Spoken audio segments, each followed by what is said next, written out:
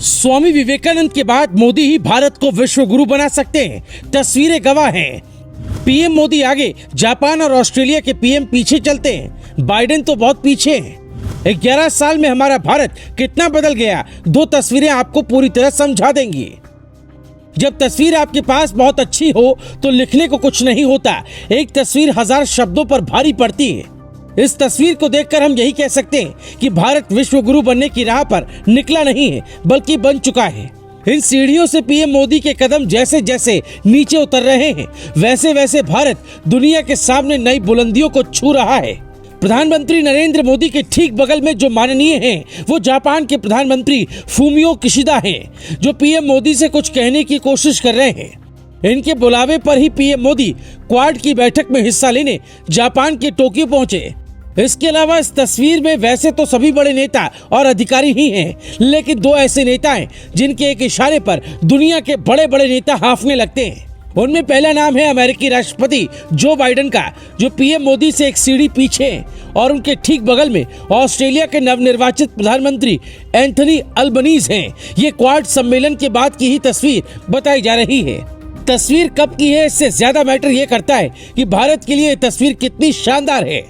BJP के बड़े बड़े नेता तारीफ कर रहे हैं, और तारीफ होनी भी चाहिए, क्योंकि बीते 8 सालों में मोदी ने वैश्विक स्तर पर भारत की जो तस्वीर बदली है, वो वाकई सराहनीय है।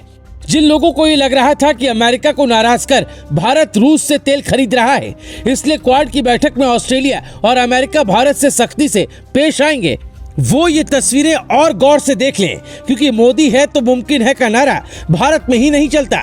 जब विदेश की धरती पर मोदी कदम रखते हैं तो स्वागत देखकर ही लगता है कि आबादी के मामले में दुनिया के दूसरे सबसे बड़े मुल्क के प्रधानमंत्री ने कदम रख दिया है, जो सिर्फ हिंदुस्तान ही नहीं बल्कि दुनिया की तकदीर बदलने का मादा रखता है। अब इन तस्वीरों को देखने के बाद हम आपको एक और तस्वीर दिखाते हैं, जो आज से 11 साल पुरानी है, और इस तस्वीर को आप ध्यान से देखिए तो पता चलेगा कि तत्कालीन प्रधानमंत्री मनमोहन सिंह दुनिया भर के बड़े बड़े नेताओं के साथ हाथ बांधे खड़े हैं, लेकिन कोई भी उनकी ओर मिलने नहीं आ रहा।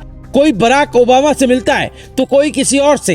ये तस्वीर फ्रांस में हुए G20 सम्मेलन 2011 की है। हाँ, मनमोहन सिंह जैसा अर्थशास्त्री इस देश में कम ही लोग होंगे, लेकिन नेता के मामले में मनमोहन सिंह फ्लॉप रहे हैं। हम उनकी बुराई नहीं कर रहे, लेकिन देश उस वक्त किस हाल में था और अब देश की छवि दुनिया के सामने क्या है, आप इन 2 तस्वीरों से अंदाजा लगा सकते हैं।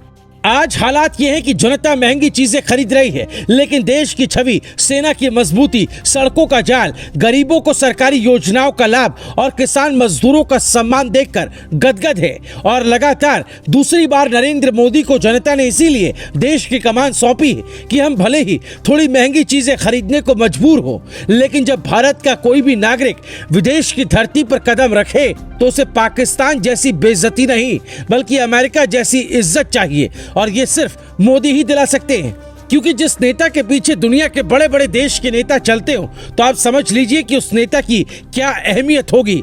इसकी वजह यह भी है कि मोदी ने दुनिया को अच्छी तरह समझा दिया है कि हमारे पास संसाधन है, यूथ है और बड़ा बाजार भी है। इसलिए कोई भी मुल्क जिसे व्यापार करना है, तरक्की करनी है, उसे भारत से अच्छे संबंध रखने ही होंगे, और भारत किसी की जी हजूरी नहीं करेगा। जब जरूरत पड़ेगी दुश्मनों को मुंह तोड़ जवाब देगा, और जो दोस्ती का हाथ बढ़ाएगा उससे आगे बढ़कर गले भी मिलेगा।